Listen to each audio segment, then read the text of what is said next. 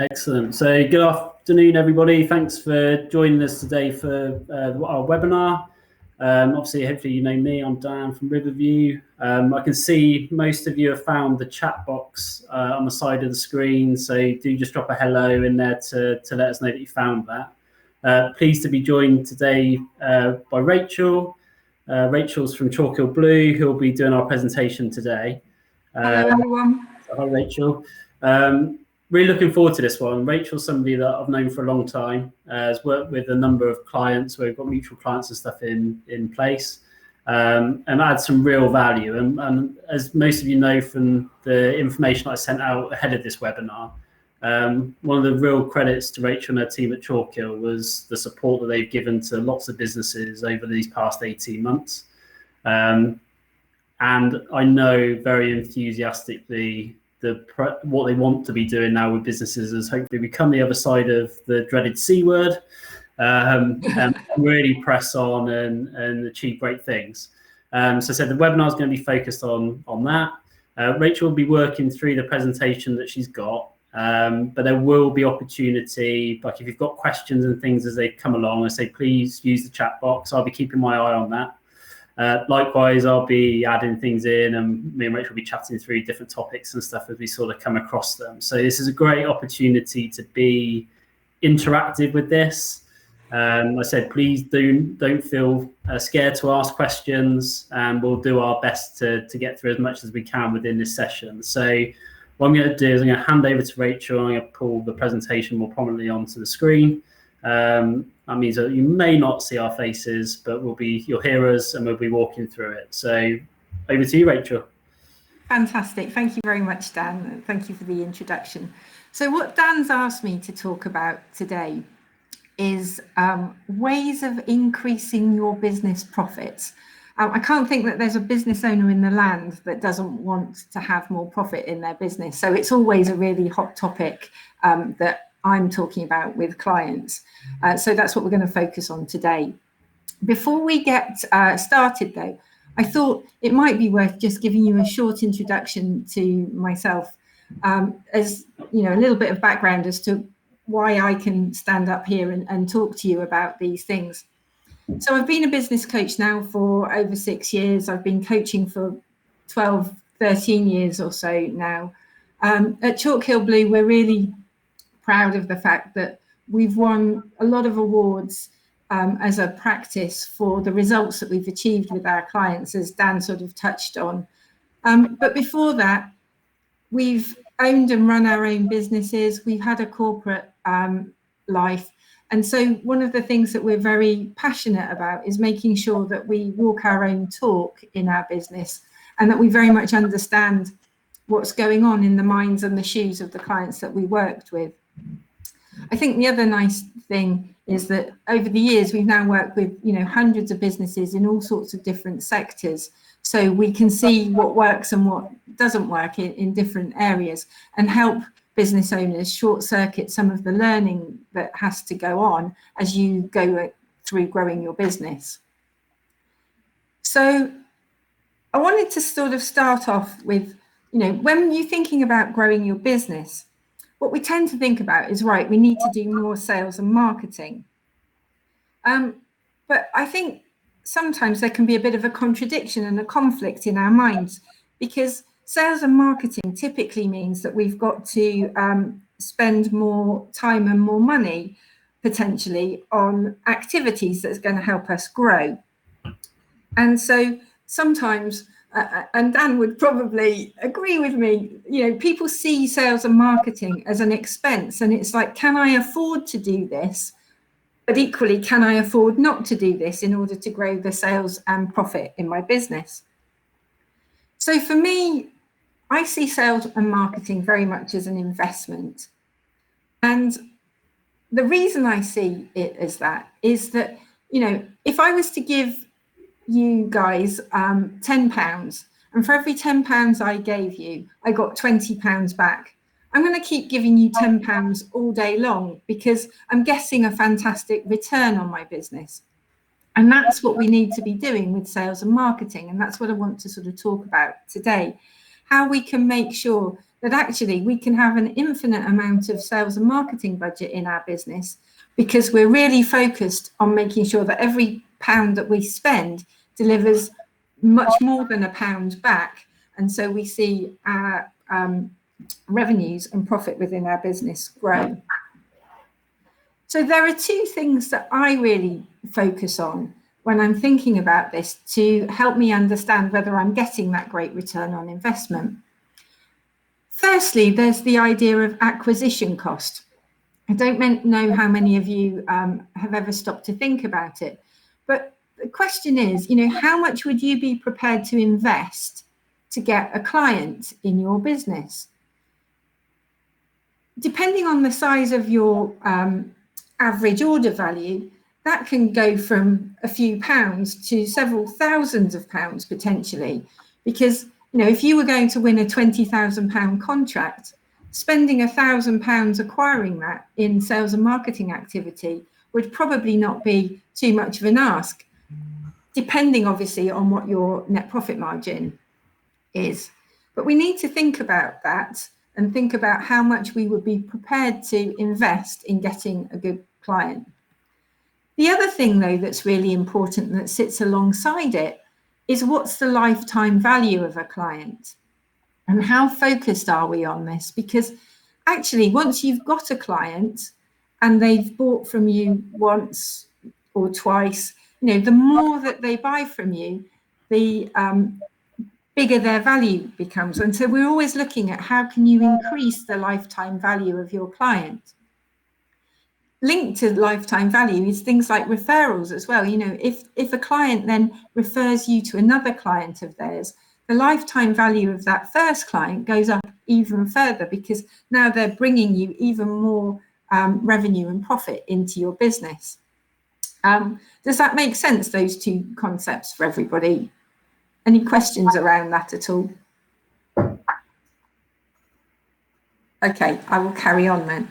So for me, marketing, therefore, is about knowing the numbers. It's about knowing what's working and what's not. What we need to be doing with our sales and marketing is more of what's working and less of what isn't. I think for a lot of people, they see sales and marketing a bit like flicking jelly at a wall. They're flicking it at the wall and hoping that some of it's going to stick. But actually, if you get into the numbers around sales and marketing, you can really get focused on looking at the things that are working and then tweaking and changing things to improve the results that you get. And I think this is the really interesting bit that I wanted to focus on today. And many of the business owners that I work with, they're not measuring some of those key sales and marketing metrics so that they don't know what's working and what's not, and therefore what changes might need to be made. So there are 5 pieces of information that I always look at with a client to help them grow their turnover and profitability. I think it's fair to say that all of you will know how many customers you've got in your business. You'll know what your revenue is, maybe not on a daily basis, but you will certainly know that monthly with the reports that you get, and you'll know how much profit that you're making as well. But it's equally fair to say that all of those things are a result, aren't they? The results of your sales and marketing activity give you the number of customers you have. Your revenue is a consequence of how many sales you've made and at what value. And the profit, therefore, is the money that's left once you've taken the cost of sales and your overheads out of it. So we know those things are a result, but are we really focusing on the elements that go into actually delivering those results? And for me, this is where it gets exciting. I also am a really strong believer that actually it's about focusing on doing lots of little things in a business really well and consistently. And it's not about silver bullets. So this is what I wanted to share with you today. I think that's a key thing, isn't it, Rachel? The consistency of doing it. I think that's often what people do, come up with good ideas and concepts and it works, and then for some reason people stop doing it. All the time. I really wish running a business was sexier than that, but actually it's just about doing lots of little things consistently well. And you're right, Dan, people say all the time, oh yeah, I used to do that. That worked really well. And they've stopped it for some reason. So consistency is the key, just doing lots of these things week in, week out, month in, month out. So I want to share these areas of the business with you, or these metrics with you. So how many of you measure the number of leads that you have in your business every week or every month? Are you looking at the conversion rate of those leads? And by lead, I think it's probably worth explaining. For me, a lead is somebody that's taken some sort of action towards building a relationship. Before they become a lead, they're in that sort of suspect pool or that universe of people that might be interested. But a lead has perhaps clicked on my website in some shape or form. They've filled in an inquiry form. They've picked up the phone. Those are what I mean by leads. Then obviously the conversion rate, how many of them have turned into customers? Then, are you measuring how many transactions those customers are making? Because if you know that they're buying from you once or twice a year, you can look at ways to increase that, because it's obviously easier to sell more things to customers who already know and like you than it is to bring new customers into the business. It's important to understand also the average sale that each of those customers are having, because when you look at those two variables, that then gives you the revenue that you have. And then it's also very important to focus on your profit margin and make sure that your cost base is being monitored on a regular basis to make sure that you optimize your profit. So I'll show you what I mean by putting some numbers into this. So in this hypothetical business, the marketing team and the sales team are getting 4,000 leads in across the course of a year. The sales team are converting 25% of them. So we've got 1,000 customers in the business. Each of those customers transacts with us twice in a year, and they spend an average of £100. So simple maths, we've got a business that's turning over £200,000 worth of revenue. The profit margin is 25%, and so we're making £50,000 worth of profit in a year. Fairly simple, straightforward maths. But what I wanted to get you to think about is, what if we looked at each of those blue numbers and tried to get a little bit better at them? So, could you get 10% better at your marketing activity? Could you do just a little bit more marketing activity and increase the number of leads that you have? So, simple things, bringing in some new strategies, looking at each strategy that you're using and making sure that you cut off the ones that aren't working and do more of what is working. So a 10% increase gives us another 400 leads across the course of a year. You work with your sales team on conversion rate. So get them to ask better questions, get them to follow up quotes more, get them to write more compelling presentations, anything like that that can improve their sales skills, maybe sales training. And you do that, and your conversion rate goes up 10%. So it goes up to 27.5%. We've now got an additional 210 customers in the business just by focusing on these two numbers. We then look at our loyalty programs maybe within the business. How can we get the number of transactions up? Maybe we put in quarterly reviews with clients to check that they see what other activity they've got on. We, offer them loyalty bonuses So that improves the number of transactions again by 10%. So they're now transacting 2.2 times. And we then look at upselling them. So rather than them selling just or buying just £100 from us, they're now 110. And you know, that upsell piece, we see it all the time. When we go to McDonald's, it's, you know, do you want a large meal? When you go into Costa Coffee, it's, you know, what food can you have? What's your equivalent of that? And are you constantly thinking of how you can increase the average sale for your client? So focusing on those sorts of strategies, the revenue's now gone up £92,000.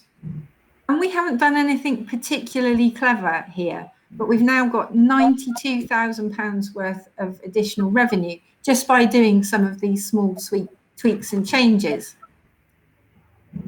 The last thing to think about is the cost base. You know, when did you last put up your prices? Putting prices up straight away is a great way of increasing profitability, because that extra money flows straight to the bottom line. Are you going through the cost base regularly and making sure that you're negotiating the best deals with suppliers? Are you making sure that, you know, you're with the best electricity provider or telephone provider? All those little things could increase your profit margin by 10%. You do that, and that £50,000 worth of profit is now £80,000 worth, or 80,000 and a half £1,000 worth of profit, which is a massive, massive increase just by doing lots and lots of little things. And for me, this is the heart of, you know, how to grow your business. It's what Dan was saying, those little things that you're looking at consistently. You know, in the conversion rate, how many people don't follow up on quotes that they've sent out because they don't want to come across too pushy? You know, you increase that conversion rate just a little bit and it stops your marketing and sales bucket being leaky. So all of these things are really valuable ways to grow the business.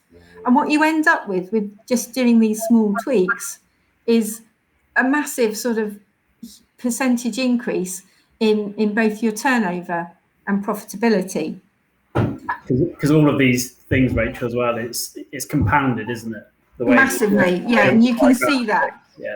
Yeah, definitely. As it flows through, there's a compound effect on looking at each of those things, and that money just, you know, starts to flow to the bottom line very, very quickly. So based on those 5 areas, does anyone want to put into the chat box which area they would want to tackle first? You know, if you were looking to make some of these tweaks and changes, where would you go first? Anybody put any suggestions in, Dan? Not yet, no. I'm sure they're typing away. Otherwise, I'll have to put you on the spot and ask you. We've got number of leads, upselling, the increase of fees. So we've got a bit of a range there. Okay. So more on number of leads has taken the lead. So that's. So it's interesting, and a lot of people often think, oh, I need to create more leads. But actually, creating leads costs you money, whether it's in the time that you spend on marketing or the actual investment in marketing. So for me, I'd always look further down that list first, because you don't want to be putting more into the top of the bucket if the bucket's leaking. So I always say, go here first. Profit margins. You know, if you can look at pricing and look at costs and focus on little wins in there, that flows to the bottom line straight away. So for me, that's always the first place to go. Then somebody said upselling. So actually, before I do that, I'd probably look at conversion rate, because we want to be making sure that we're maximizing all of the opportunities that are coming in, and that the most amount of potential clients are turning into clients. Then I tend to say that actually increasing transactions and average sale value are probably equal.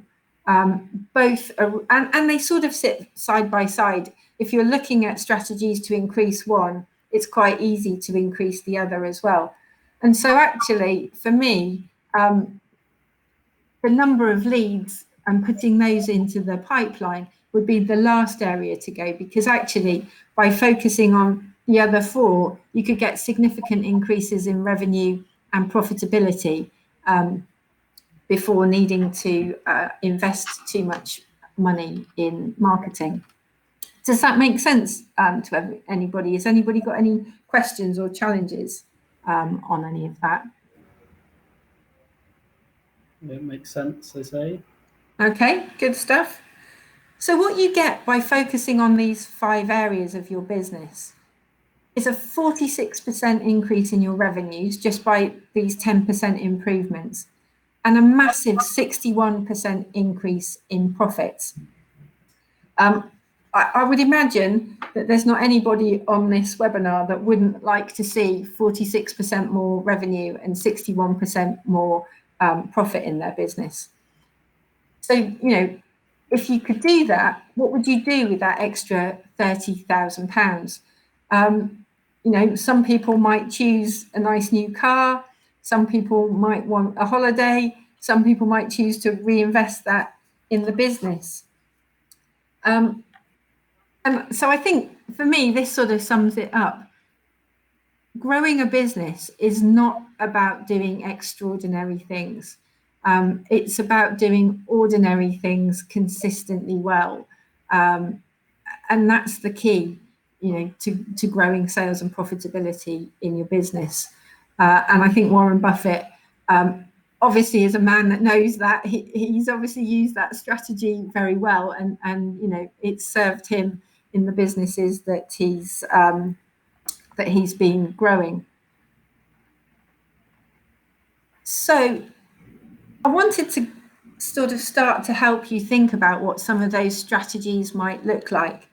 And I've picked on just 2 areas, and I wanted to start off with profit margin strategies to give you some thoughts of where you might go to get that 10% increase in profit margin. So what about this one as a start point? How about setting yourself a little cost saving challenge and saying, could I save 10% on my costs over the next few months? Where would I need to look? Get your profit and loss report out, see which are the biggest areas of cost in the business, and see if you could start to shave just a little bit off each of those lines. It will have a massive, massive impact. This is always a contentious one, discounting. Lots of people think that actually when they need to get more sales in, that actually discounting is a great way of encouraging people to buy. Actually, discounting, it does encourage people to buy, but you need to sell exponentially more of each item to make up for the loss of revenue that you've had in the discounting process. And so one of the things that I always talk to clients about is, are there ways that you can add value to increase the attractiveness of a purchase rather than discounting? Because often it's possible to add things into people's purchase that have a significant value to them, but actually that don't cost you a significant amount of money. And I think like buying a new car would be a classic place like this. When you go in to buy your new car, they'll add in some sort of insurances around scuffing your alloys or things like that. Those services or those insurance policies are worth a significant amount to us as the purchaser, because that's money we don't have to spend out to keep our cars looking nice, but actually the cost to the dealership will be small. So really think hard about discounting if you're looking to improve your profit margin, and think about how you might add value instead. I'm sure Dan would agree with me on this one.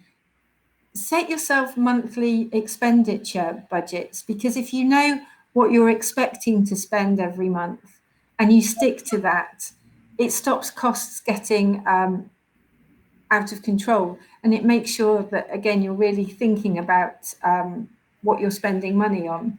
I think the key thing with that, Rachel, is linking back to what you've said earlier in the webinar, is how that links back to the investment strategy rather than expense as well, though, isn't it? So if you're setting yourself a budget, then equally some of the stuff you may see later gives you better results if you're consistently doing some of the other bits and pieces that go alongside running a business. Is that? No, definitely. Yeah, definitely.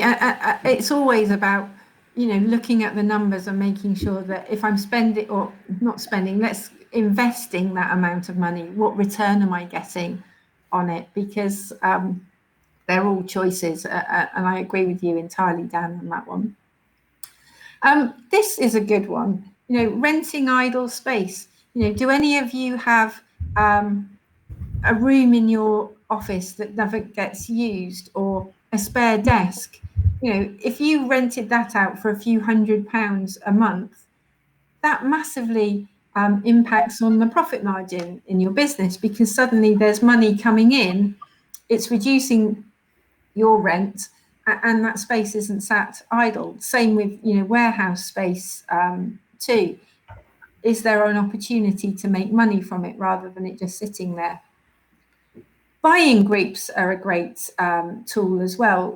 Things like Auditel and some of the other buying groups that are out there, they benefit from economies of scale. So by pulling lots of people together, they're able to get greater discounts. So that might be something that's worth exploring. Changing payment terms. This is one that I talk about a lot with clients. And again, Dan, I'm sure you'd agree with me on this. I think small businesses in the UK are the biggest bank probably in the country. We are, for some strange reason, feel like we need to give people payment terms and allow them 30 days or more to pay for the goods or services that we've given them. If we go into Sainsbury's, we have to pay for the stuff before we leave. So actually, what could you do to get money coming into your business quicker, rather than giving people credit just because you feel you ought to, or that's the way your industry works? So there's lots of benefit of looking at payment terms. And for those of you that didn't see it, we did actually do a webinar 6 or so weeks ago with regards to around payment terms with Nikki Kinton of Confident Cash Flow.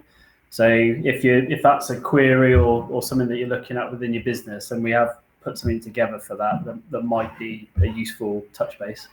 Yeah, definitely. Increasing prices is a really it's an interesting one. I talk to business owners all the time that are really nervous about increasing their prices, and they've got many clients that joined them 3, 4, 5 years ago and are still on the same price that they were on when they joined. And people worry about increasing prices because they're worried of losing the client. And all of us do that, myself included, worry about increasing prices. But if we don't, actually, we're just eroding our profit margin, because the goods and services that we're buying are increasing. Inflation is running at about 2.4%.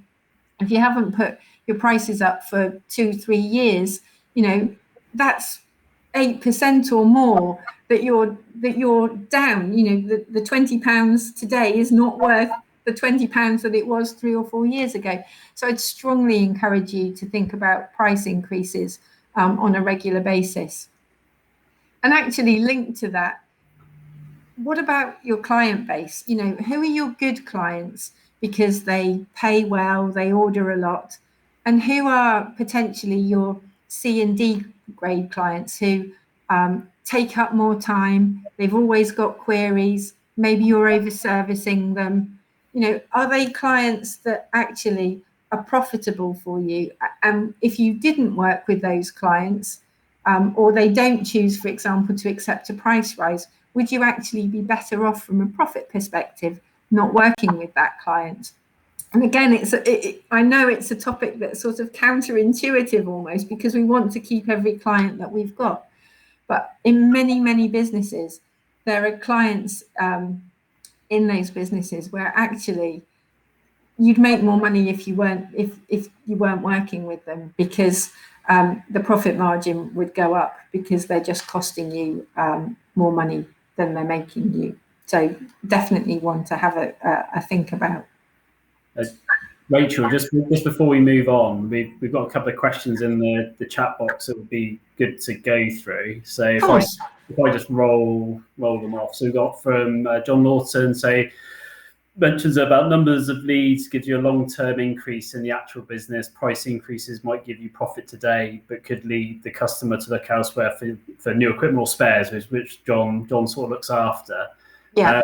What I would say, John, is within the diagram that Rachel went through, actually what I think the challenge was it's not to look to reduce those numbers of leads, but ultimately where we would get to is to increase the quality of leads that are coming through. So yes, there still needs to be focus on number of leads into your business. That is going to be key. If you can make more out of each of those leads or get a higher conversion, then all of those things make sure that it isn't just profit today, it should be profit forever. I think that's fair to say, Rachel, isn't it? Yes, absolutely. And I think there's a piece in that question as well, isn't there, about worrying about increasing prices and then whether your clients will go somewhere else. Yeah.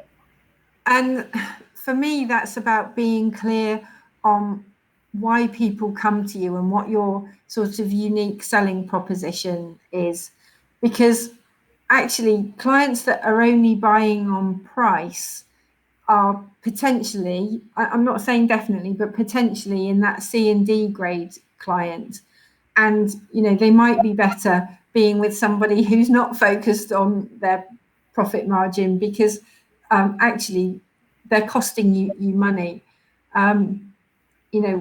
What we're trying to say here is the value that you add by the whole proposition is why people come and are customers of yours, I'm sure. And it's often about more than just the price. It's about the service that you have, the knowledge that you've got, the relationship that you've built, and things like that too. Cool. And then second question that we've got is from another John Gilbert. Hi, John. This is a good one. I like the answer to this one. Is there a good minimum percentage that you need to aim for in terms of profit margin? So when clients ask me about this, and when you tend to read quite a lot, everybody will focus on what somebody else is doing that does the same as you. And I believe that's the completely wrong place to start. So for me, and Rachel will probably tell you this, because I talk about it probably too much, is I would always work back from what the business owner wants from the business or wants to achieve from it, whether that's income, money for investment, accumulation of funds, future exit, whatever those things might be, and start to work back from that. Because if you work back from that, that then models the business around you rather than what everybody else within your industry tells you that you might need to do. And by doing that, that will then give you the focus on some of the other bits. So to achieve it, what hours do I need to put in? What prices do I need to charge? How many customers do I need to have? So all of the things that go back to that first diagram that Rachel showed, I'd work it back from that point. Of course, there's going to be pressures potentially on terms of pricing because there's lots of people in the same market. But again, that's where differentiating yourself from what others are doing in the same marketplace, showing that value and so on, will allow you to increase those numbers. So I would always start with what you want as the basis. And sometimes when you look at those figures and work that back, you might go, actually, I don't want that if that means I'm going to have to work 100 hours a week or something. But then maybe it focuses your attention elsewhere in terms of where you can make gains in other parts and still achieve that. So I would never say there's a good minimum percentage because of everybody's situation is slightly different. Yeah, and I would agree with Dan, definitely. It's about starting with your end in mind. And when Dan and I share a client, we will always start the conversations with creating that budget bottom up, don't we, Dan? Yes. To know what the business owner's looking for.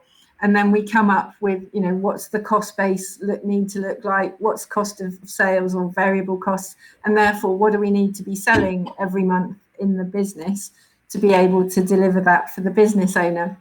And we do the numbers bit, and then Dan says, there you go, Rach, off you go. You go and do the sales and marketing piece and the systems and processes and help the guys build the team in order to deliver those numbers. And then we, get back and review them. And it works so well, being focused on what you want from your business as the start point. It just really gives some clarity on, sometimes it makes people change what it is that they thought they wanted. I think that's as well, doesn't it? And I think that's why that's a useful process to go through it, regularly, really, I think. No, definitely. I think it's a must. Cool. That was it. Those 2 questions. Okay, right. So then I was going to get you having a think about some conversion strategies. How can we make sure that we're getting more of the leads that we have got coming into our business actually turning into customers? So one of the things I often talk to clients about is what can they guarantee to their clients? Because ultimately, a guarantee will help reduce the risk of somebody doing business with you. And I don't mean risk from with the service go right or wrong, but people don't like to make decisions often because they're worried about making the wrong decision. So sometimes, making guarantees, like I worked with a videographer once, and he guaranteed that, you would love your video. And if you didn't, he'd work on it until you did. Well, you'd go with him as a video producer because you think, well, I know I'm going to like my video.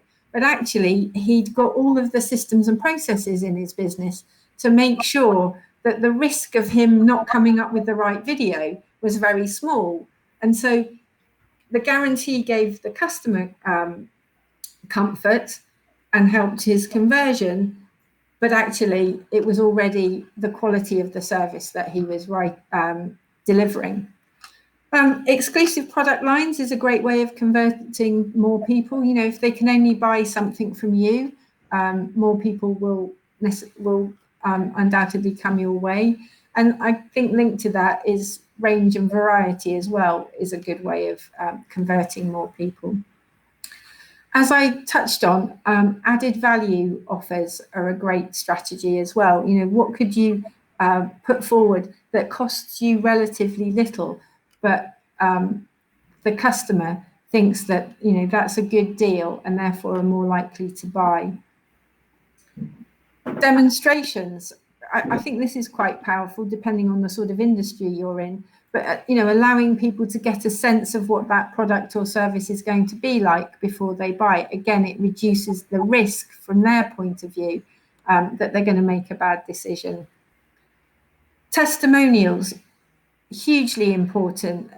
That peer-to-peer recommendation is massive in terms of helping people feel confident about working with you and buying your product or service. This is important too. Have you got a good sales script in place? Are you sure that your sales team, or you, if you're in charge of sales, are asking all of the right questions to really understand what the challenges are that the person is facing and how your product or service might be a great solution to that? And I think for many of us, we think we know that, we've got the sales script in our head, but sometimes in the heat of the moment, we forget to ask some of the key bits in there, which if we had it down as a sort of script or a checklist, we might remember. And some of those key questions might mean that actually it's hard, we don't convert as many people as we need to. linked to the question that we had earlier, helping people understand value and the value of what you offer rather than purchasing always on price is important. Having an active upsell or cross-sell strategy is important as well. You know, if you've got clients that already like you, as I said, getting them to buy more from you is a really quick way to increase profitability. This one I love, and you'd be surprised, it looks very obvious, but how many people actually ask for the sale? I think as British people, we're all very good at saying, oh, you know, have a look and get back to me if you've got any questions and things, rather than saying, have I answered all your questions? Does what I've proposed do what you need it to do? Shall we go ahead? And actually asking for the sale is a simple thing to do, but we often feel a little embarrassed for doing it. Merchandising in stores, a good tool. Making it easy for people to pay is a great way of getting more customers on board. And the last one's important too. Understanding from people who don't buy from you why they didn't buy. Because if you stop and ask them those questions, that can help you to change things, to make sure that more people do buy from you going forward. And with all of those conversion strategies, as I've said previously, it's really important to test and measure and see which bits are working and which bits aren't. Does anybody come up with any questions around conversion strategies, Dan? There's nothing on there yet, but with regards to test and measure, what do you find that people like do well with that or consistently get wrong? Is it just not doing it? Yes. You know, having too much gut feel of what's working and what's not working, rather than actually having numbers. And I wasn't a numbers person 10 years ago, but actually the numbers always tell you the truth of the situation now. And so I'm always keen to know, you know, this marketing strategy, how much did I want from it in terms of leads? How much have I actually got from it? Is that more or less? What do I need to tweak or change in that marketing strategy to improve the results? If I can't see empirical evidence, I don't know. It's only ever gut feel. So testing and measuring, I've become a massive convert towards it, and knowing your numbers in your business is so important to helping you grow your revenue and profitability. Good.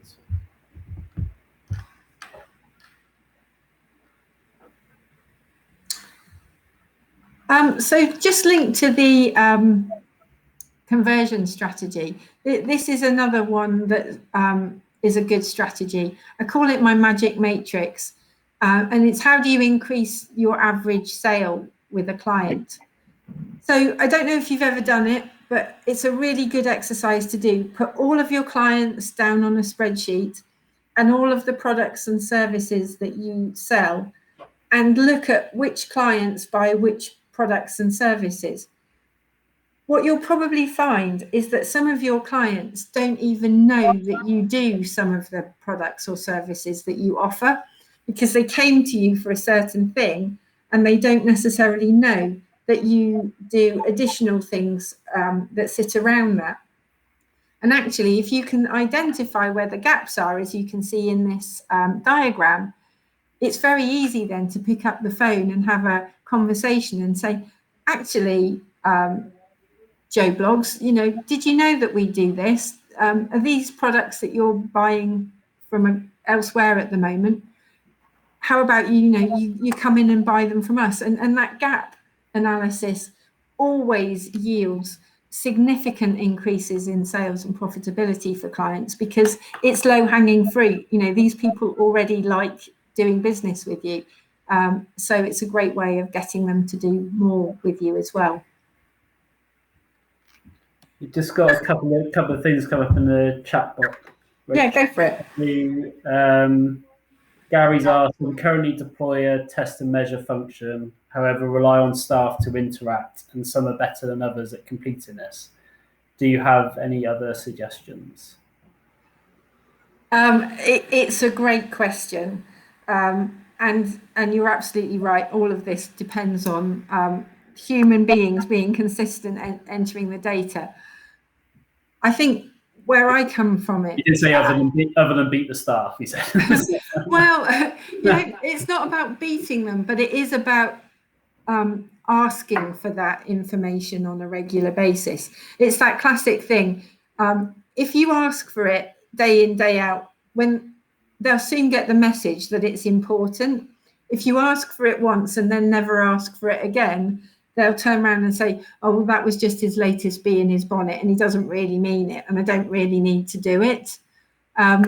So, in our business, for example, every Monday morning, we go through all of our sales and marketing numbers, and the team know that they have to have filled in the reporting spreadsheets because they know we're going to be talking about it on a Monday. And if they haven't done it, they're going to look like a complete numpty. And we have that meeting come what may on a Monday morning, because without that, we haven't got the focus of what we need to do for the week.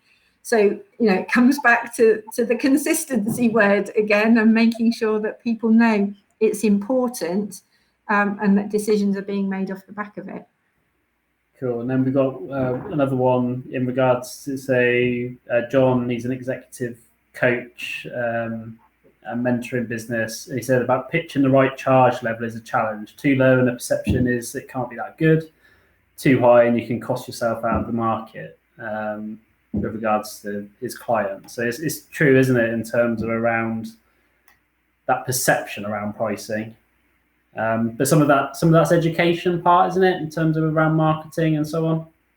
Yeah, and I would also say, have you thought about selling on value rather than price? So, what value are you going to add through the service that you offer? And there will be numerical value that you can associate with it. So, it might be a reduction in staff turnover, which means that you're not spending out on recruitment costs anymore. So whilst it might seem expensive, actually you're going to save that business a significant amount of money, or you're going to add a significant amount of money because that person's going to become more productive and effective. And so it's not about the price, it's about the value that you can add and the way that you bring. And that's always the way that I look at it, because it doesn't matter how much it costs if you're delivering more than that to the client all the time. Cool. Yeah, does that make sense? Yeah, definitely. Okay, so you've invested an hour of your very valuable time in the webinar today. So before you finish this sort of session, I'm keen to understand what key takeouts you've had from what we've talked about today. And equally, it would be great for you to write down what actions you're actually committing to doing off the back of the session. I love the quote below. It makes me smile all the time, because a lot of us will go away from this thinking, oh yes, I must do that, and that have some really positive thoughts, and that was useful. But classically, positive thought without positive action leads to positively nothing. So it'd be good to get some takeouts and some commitments, and maybe you could put a few of those in the chat box and Dan could read a few out to see what people are taking out of the session today.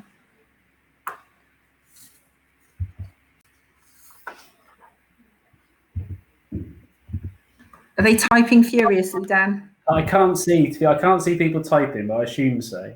I think what's also, I say, is really, really key with some of this stuff, and as you say, is actually writing down your commitment to what you're gonna do. I know Gary's put in the comment about the personal accountability around stuff. Is sometimes that is the challenge that as small business owners, so many of our clients are, is that who are you accountable to? And in most cases, it can be very easy to let things slip if you're only answering to yourself. Yeah, absolutely. Yeah, That's why a lot of my clients come and work with me, because they know that I'll hold them to account. So absolutely right. But, you know, if you don't do something, the only person that loses out is you. And you know, we can all talk ourselves into the fact that that's okay. Yeah. So we've got a couple of things now. Been running Alex, reviewing what the owner wants out of the business. I think that's a really, really key one. Yeah. We spend a lot of time working and spend a lot of time committed to what we're doing as business owners, and you've got to have you as the focus, and then work the rest of that around it to see how we can pull that together. I can see John said about review the cost base and the work up the strategy list. I think is really, really key.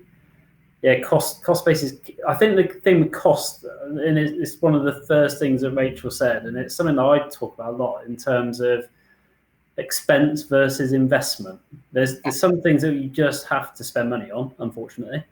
There's other bits that should give you a return on what it is that you pay, and I think sometimes, and I'm sure Rachel will agree with this, a difference in the word you use will bring a different action. Definitely. And again, you can look, expenses often does have a negative connotation to it, I think. And again, I imagine it's the same in terms of when you're pitching your services or what you sell as a business to somebody. It's not cost, actually. This is going, it's that, yeah. The value that you add, always the value that you add. Yeah. So we've got Melissa, so thanks for comment. Useful, good, I'm glad it was useful. So small changes in specific areas can have the big impact. So yeah, definitely that compounding is really, really key.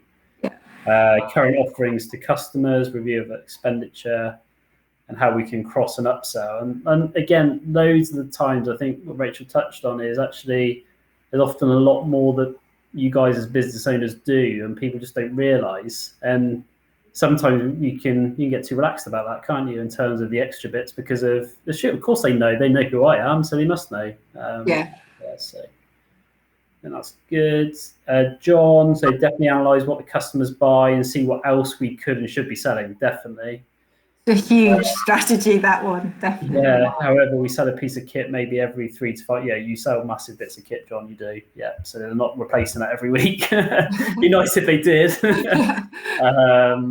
But spares are the cash flow continuously. Yeah, definitely.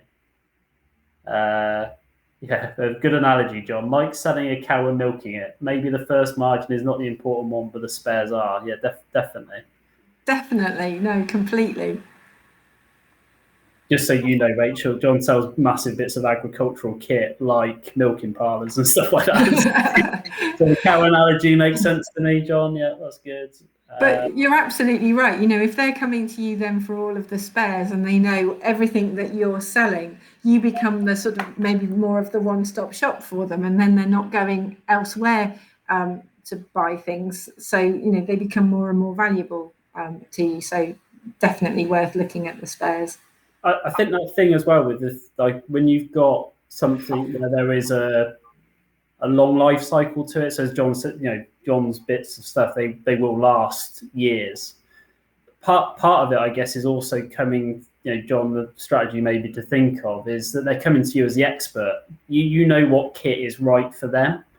And actually them buying it right and buying it at the right price actually means that they will save themselves money in the long term, but you might get a higher uplift on the value in terms of that sale to them because of actually you're selling them the fact that they don't have to then incur another cost in a year's time, another cost in 3 years' time, and so on. So that might be your angle of getting that because you mentioned about profit margin at the start. That might be an angle on that one, I think.